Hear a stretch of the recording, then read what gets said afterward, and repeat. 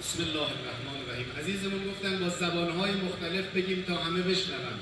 بزرگترین زبانی که باید با اسرائیل حرف زد زبان شرفه، زبان مردانگی است، زبان انسانیتی است که این روزها در پیچ و خم روزمرگی های دنیا و احساس منافع و مطامع بعضی‌ها را دچار سوء حافظه کرده.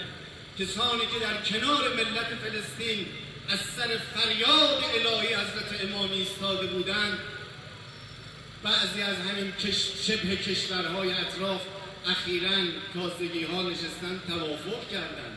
نمیدانند انسان است و حقیقت وجود او متصل به مبدأ حضرت حق است. همه این آوارهای تبلیغات منفی بر سر و روی ما بریزه، باز از میان همه اینها فریاد بلند میکنیم.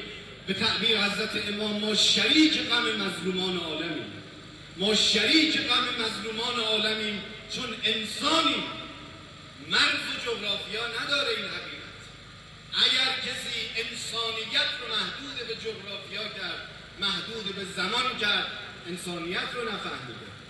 تمام حرفی که در مسئله اسرائیل هست همین سخنی است که در شهرک شیخ جراح در گفتگوی اون بانویی که خونه شد قصد کرده بود، اون یعقوب میگه یعقوب، این ویدیو خیلی منتشر شد تو دنیا، میگه یعقوب این خونه منه.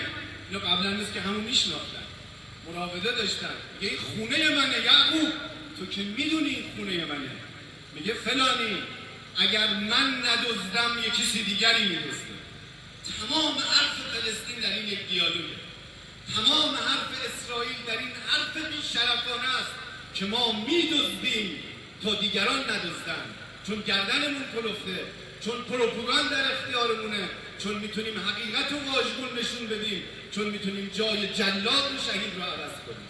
اما کور خوندن، یریدون لیطفئوا نور الله بافواههم، میخواهند این نور رو خاموش کنن اما نمیتونن. والله متم نوره، خدا این عالم رو بر اساس حقیقت آفریده. به ناگاه یک حاج قاسم سلیمانی سر بلند میکنه، این مرد میدان مقاومت چه دلهایی رو جذب خودش که نمیکنه. به ناگاه یک حسن تهرانی مقدم که میگه رو سنگ قبر من بنویسید مرد اینجا دفن است که آرزوی از بین بردن اسرائیل رو داره و همین الان موشک‌های به تعبیر یک دوستی و ظریفی کاردستی‌های دوره دبیرستان رو گنبد آهنین اسرائیل رو به یک آبکش حلبی تبدیل کرده.